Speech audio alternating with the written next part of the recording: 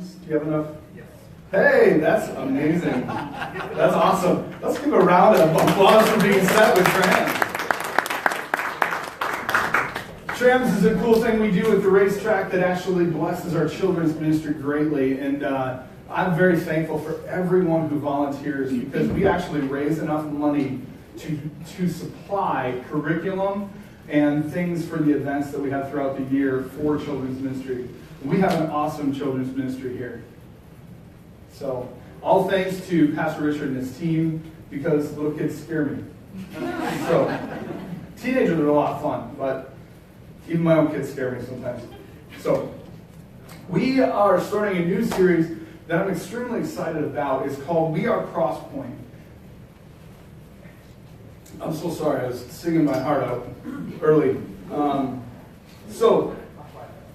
This series is about who we as a church are. And it's going to have a lot of carryover, not just for Crosspoint here, this church, but the church overall. Church all across America, church all across the world. We're going to talk about some things that are very vital and very important about the idea of being the church. So first and foremost, when we think about who we are, let's listen to what Jesus says about who we are. In Matthew chapter 16, verse 15 through 18, Jesus is talking with his disciples. And there's this process where the disciples are trying to figure out just exactly who Jesus is. And there are a lot of people that have a lot of things to say. Because during these last couple of years, there have been miracles that they have witnessed. They've been a part of this ministry that's done some pretty astounding things. And there is kind of this growing conversation about exactly who is Jesus. And some people believe he's Elijah, come back to life. Some people even believe he's John the Baptist, who was beheaded, and they believe somehow he's there still. And yet, he's asking his disciples, and he comes to Peter, who is his trusted friend. He was very close with Peter. And he says, "But what about you?" He asked, "Who do you say I am?"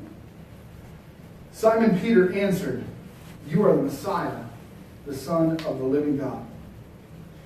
And an amazing thing about Peter is his name wasn't always Peter. There was this process where Jesus saw something in his potential, and he spoke truth into his life, and even changed his name. And so the Greek word Cephas means rock.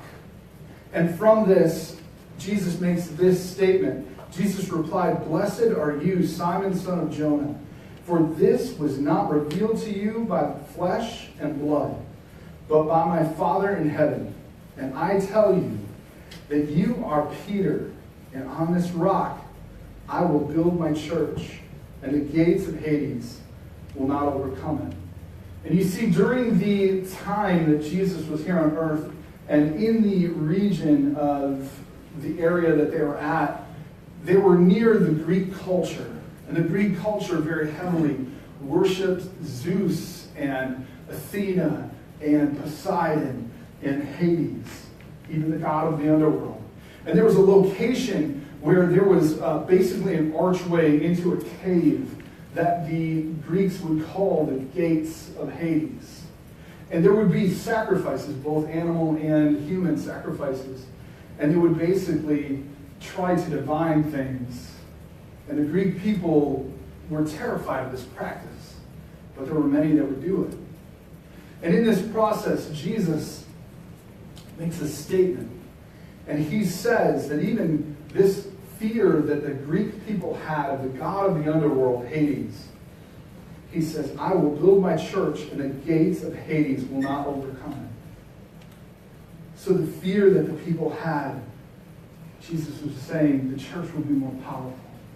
The church will even overcome death. So 3 things that we know from what Jesus has this conversation with Peter. The first one is, we are so close to Jesus, it changes us. In our pursuit of Jesus Christ, as you're close with Jesus, it starts to change you. just like how he changed Peter's name.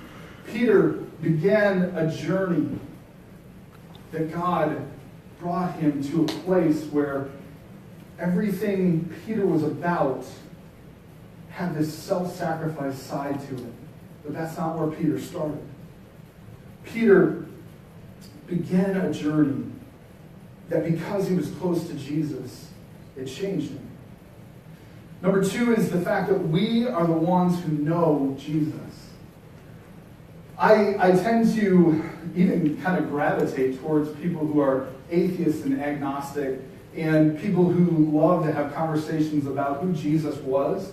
And for us that are Christ followers, as we pursue Christ, we know who he is.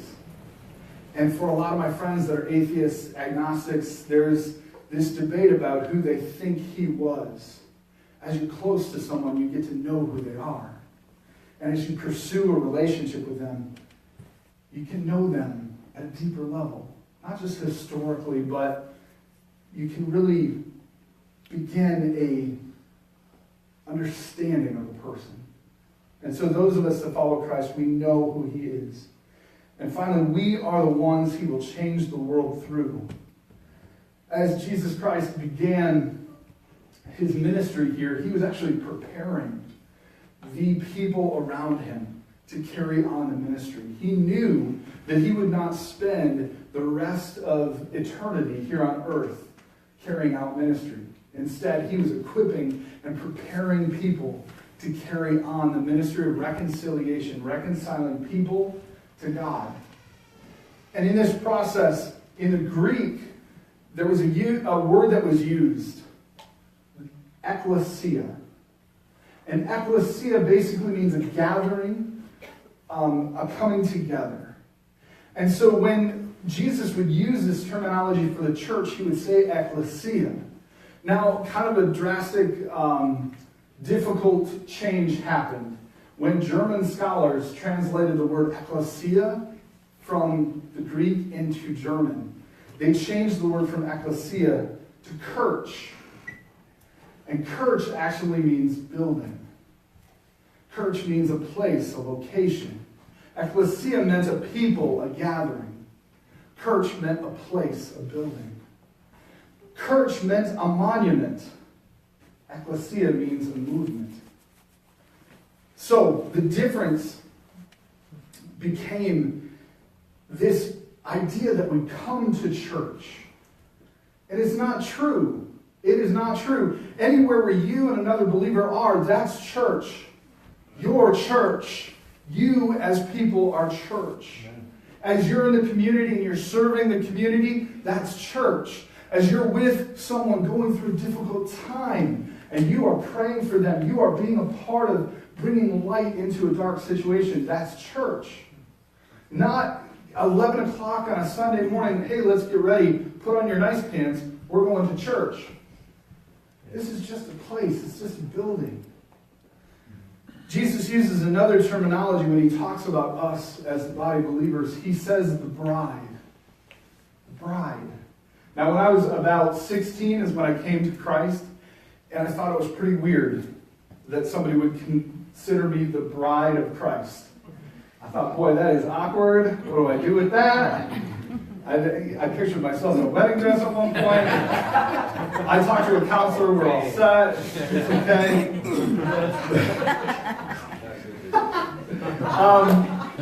But this word picture was the most beautiful representation that God could really get this picture across of what the church is in relation to Christ. We are the bride of Christ. In the book of John, chapter 3, this is John the Baptist speaking, starting at verse 27, going through 30. To this John replied, a person can receive only what is given them from heaven. You yourself can testify that I said, I am not the Messiah, but I am sent ahead of him. The bride belongs to the bridegroom.